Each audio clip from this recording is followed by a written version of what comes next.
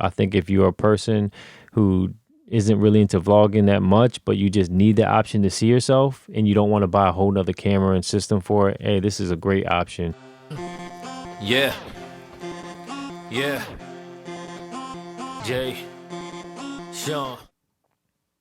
Hey, what's up, guys? So I have another item real quick, and this could have saved me a lot of money. I kind of think sometimes to myself, if I would have saw this first, would I have spent the money on this extra body right here? The extra body served a purpose, though. It is more compact, so I do like that factor. But the problem is I had to spend quite a bit of money because I had to buy a lens for it. So it ended up being like $1,700. Then I bought a wireless lav system that was $200. And then I bought the wired lav to go with it, which was another $80. So you add that up, you're spending like $2,000. That's pretty expensive and pretty pricey. And not everybody wants to spend that much for doing stuff like this, right? You can use your cell phone, you can use a GoPro, you can use all kind of other options. It's just for me, I wanted something different because I like to do things that make me enjoy what I'm doing. So it's all about making me happy at this point. So I'm doing things that make it easier for me and the convenience factor of it all. So passing that, I have an A7R4, right? I don't really use it for video at this point. I'm just using it for photography reasons.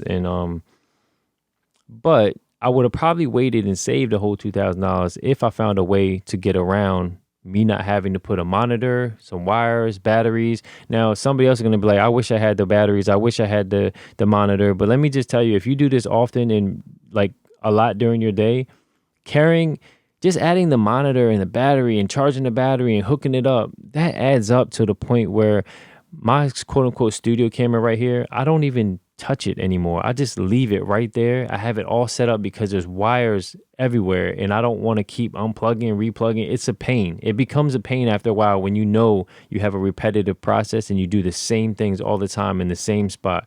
I'd rather just leave it here, leave the settings how I leave it, and then have a different body for on-the-go purpose or whatever the reason is for me personally. But again, $2,000 is nothing to sneeze at. Let me just show you what I'm talking about. So there's this company, I think I already might have threw away the box, but it's called UURig. UURig, if you want to send me something, you know what I'm saying? Let me know. I just got a GoPro and I see they have some nice little frames that you can use or housings for GoPros, cold shoe mounts, blah, blah, blah. Looks pretty cool. So that's the first time I heard of them. I happened to search something about a flip screen because I did a video on my 6600, or I made a video and referenced my 6600 about vlogging and stuff like that. And I couldn't remember which older 6000 series had a flip screen. So I just Googled 6000 whatever flip screen and this image popped up. And the funny thing is I thought about this. I thought about why not just put a mirror of some kind to see a reflection as long as it's kind of proportion or same distance or whatever it is. The same view that you would kind of get or close to it out of your lens itself. That way you can just frame yourself. It's always weird. Even though if you have a GoPro, for example, it's a wide view. Just not seeing yourself is just a little awkward, a little bit. It would be a much more enjoyable experience if you could see yourself. It just brings a little bit more confidence in the shot and it just makes a little more sense, right? So this example right here, this item, let me take it off first. It's a genius idea and it's very inexpensive and it's something I actually thought of, but not exactly how they made it. So let me show you real quick. Oh, and it does come in a little pouch. So if you look at this, here's the pouch right here. It's like a pleathery pouch. It does have a little tear in it for whatever reason, but it doesn't matter. So this is a very lightweight plastic built, but if you drop it, I don't think you got to worry about breaking or anything like that. There's a cold shoe mount on the top, one on the side, and one on the side. Right? A little bit different how they made these, pretty cool. Plastic, has a mirror stuck inside.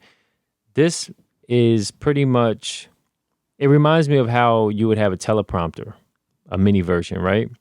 So here's my A7R4. So what you do is, what I would recommend, you don't have to, because if you're on the go, you don't have time for this. But if you're a person who really doesn't maybe vlog too much or do stuff on YouTube, but occasionally you want to do it, I think this is a perfect solution so you don't have to go buy another point and shoot or a whole nother body like I did and just use this. So I would take the eye cup off. The reason is because it kind of shows up in the mirror reflection and it blocks your view a little bit, but you don't have to do it because this is not about perfect. This is just about getting the shot, seeing what you need to see, and making content. So just take this off for the video because it just protrudes just a little bit. So let's eliminate that. So all you do is put this on.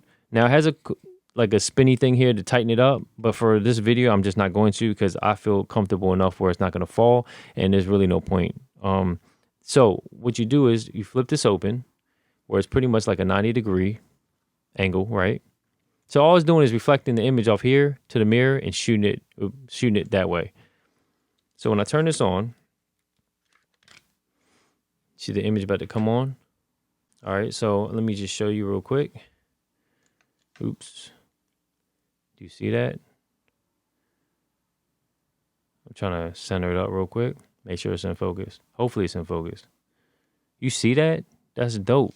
So when you're holding the camera, you're vlogging, you can see the view from the screen. And because it's a mirrored reflection, it doesn't matter if it's nighttime or anything. It's going to reflect the light off the screen and the image to you. Now, I don't know how, I guess in the daytime, when it's sunny, it'll be as bright as your screen's going to be, right? So if you can't see your screen in the daytime or in the bright sunlight, I guess it'll be pretty hard to see the reflection as well. So whatever you see on the, basically it's just a pure reflection. So whatever you can see inside of the actual display is what you, oh man, my bad. I don't know what happened, but all my batteries just died on the cameras and it kept recording. Anyway, I'm trying to remember what I was even saying. I forgot. That totally messed me up. Sorry about that. But bottom line is it costs only like $20. You can buy it directly on the site. It's cheaper on the site, but you got to pay for shipping. So you end up paying the same amount pretty much. Get it from Amazon. That's where I got it from. Well, you don't have to, but I'll put my links in the description below. And if you want to help support, it helps a little bit. You want to order through my links. Or if you don't want to, that's fine too. It's an affiliate link. If you don't want to do that, you can just go ahead and type it in yourself. I guess type UURig, a Sony mirror, something like that. I don't even know what to call this thing. I have to find the box. I literally think I threw it away. Either way, it'll be in the description below. But again, if you don't want to participate and support, you can go ahead and just search it directly yourself and find it. I definitely recommend it. I mean, you have to carry a pouch, better than a monitor and cords. You don't have to baby. You don't have to worry about it. I think it's a great buy, and it's worth $20. It'd be worth even a little more than that for the convenience factor. See, that feels like something that's worth the investment. It feels like you're getting your money's worth. It feels like you're getting more than what you need for that price. It feels fair, right? Everybody wins. The company wins, you win. Earlier, I talked about this. I don't even know where I put it. Where did I put it? I'm losing my mind over here. I'll put it back in the bag. I talked about this thing right here, which is the Sony controller here, / hand grip. I think I like it. What I don't like is the price. I think it's like way too lopsided in cost versus value, cost and value. Something like this UURig thing is worth it. Definitely 100% suggested. This is one of these things I'm like, oh, if you got the money, then why not? But if you don't, there's other options. That's kind of how I feel about this. It's too unbalanced with the price and what you're getting for it, in my opinion, and especially in my use, in my scenario. But this right here, definitely recommend it. I think it works well. Didn't really see any review on it or anything like that. But in my particular use and purposes, I think it works well. I think if you're a person who isn't really into vlogging that much, but you just need the option to see yourself and you don't want to buy a whole nother camera and system for it, hey, this is a great option. And even if you do vlog and do whatever and you're used to carrying bigger cameras like those mirrorless bodies, then hey, this is still a great option. So with that being said, make sure you do everything at top level, at your top level. Remember, you're in no competition with nobody except yourself. So make sure your next move is your best move, or at least your better move. And please like, comment, share, subscribe, and I'll talk to you in the next one. I think that's it. Oh, and I picked up a GoPro Hero 8. I wasn't going to try to do a review because I'm trying to step off of those for a little bit, but I did order a 360 because I was so confused at which one is the one I would actually like. Now, it is great to have the convenience of one camera for this, one camera for this, but I said before, the more cameras you have, the more difficult it becomes, and you create less because you have more time spending on the tech part of it versus creating. Now, if you have a water camera and a camera that you use for architecture, obviously you're not going to have no problem in picking which one. But when you have a lot of things like a EOS R, an A7R something, or a A60 something, whatever else, it starts becoming difficult because they all can kind of do what each other. They can kind of do everything that all of them do technically, or really close to it. That's when you start having problems of which one to pick.